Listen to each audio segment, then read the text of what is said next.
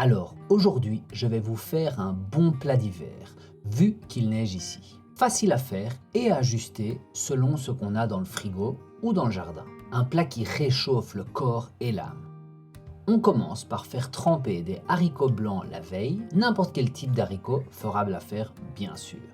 On va les égoutter, ensuite on va prendre 2-3 oignons rouges selon leur taille et on va les couper en dés. L'oignon est la base de ce plat, car il va adoucir naturellement les haricots pendant le mijotage. Il contient aussi des antioxydants, des fibres et est très bon pour le cœur et le système immunitaire.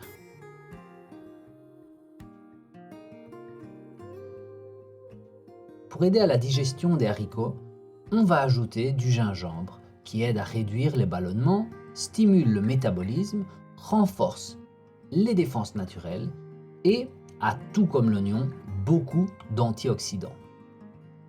On va enlever la peau, le découper en fines lamelles pour ensuite les couper en juliennes.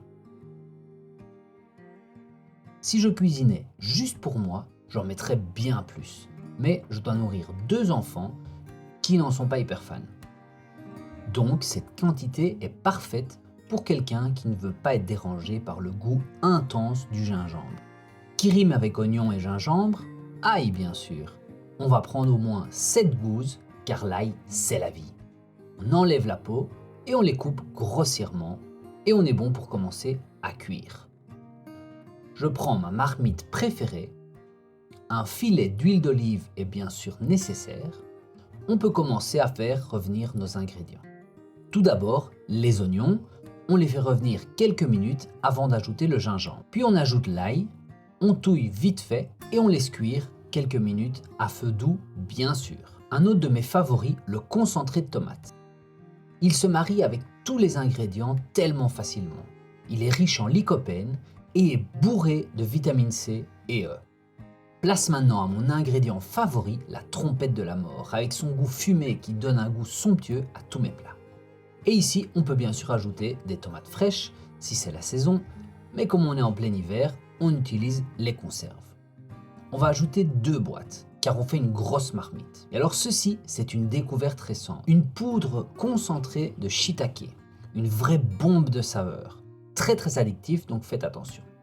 Et pour donner encore plus de saveur à notre plat, une bonne cuillère de garam masala pour parfumer le tout. Et maintenant, on peut mettre nos haricots dans la sauce. On va rajouter de l'eau froide, 2 litres environ, car les haricots ont besoin d'une longue cuisson. La sauce va se réduire, et donc si on ne met pas assez d'eau, on va se retrouver avec des haricots brûlés et pas cuits.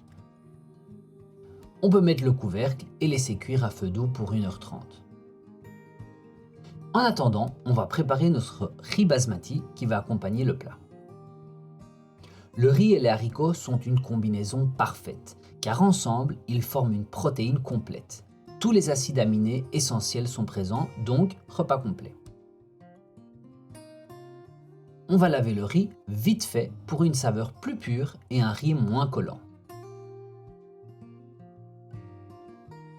Technique très facile pour la cuisson, pour une tasse de riz, on va mettre 2 tasses d'eau, le tout dans une petite casserole.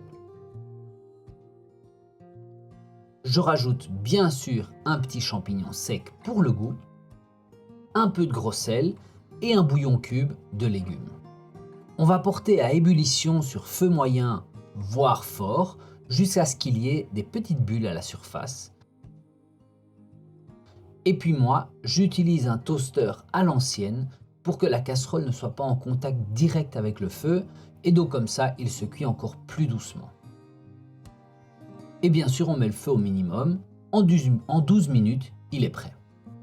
On a le riz, les haricots qui mijotent, il nous manque juste du verre. On va commencer par une petite botte de persil qu'on va hacher finement. 2 oignons nouveaux qu'on va couper en petites rondelles pour la décoration du plat final. Et un bol rempli d'épinards. On va aller au jardin pour voir si quelque chose vit encore dans ce froid glacial. J'en profite pour aller boire un café dehors. La kale, le super légume, tellement bon pour la santé et résistant même à la neige. n'aurai pas le temps de vous dire tous les bénéfices qu'elle a, donc je laisse à l'écran les plus importants. Elle survit au gel car quand les températures baissent, la kale transforme une partie de son amidon en sucre qui agissent comme un antigel naturel et en plus de ça, devient plus douce au goût après le gel. Franchement, si vous n'avez pas encore de kale dans votre potager, je vous recommande fortement d'en planter. Bon, c'est pas tout, mais je vais revenir au chaud pour voir comment va ma popote. On va passer la kale sous l'eau, vite fait, pour enlever la glace et la couper grossièrement. Voilà, 1h30 est passée, on peut voir comment va la cuisson. Elle a bien réduit, ça c'est sûr. Et les haricots sont cuits, donc on peut couper le feu et rajouter nos légumes frais.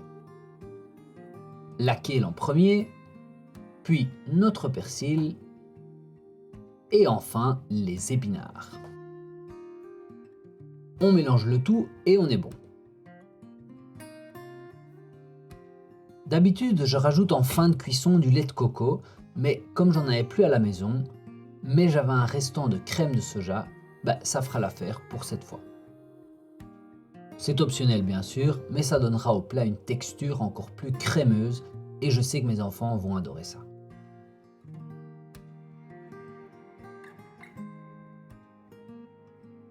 Et voilà, le tour est joué. Un plat parfait pour l'hiver qui conserve au frigo 2 à 3 jours.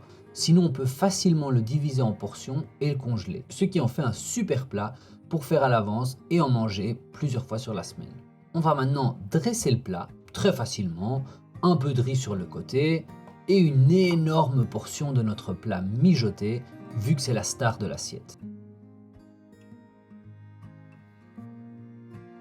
On va couronner le tout par un petit peu d'oignon nouveau et du piment pour moi.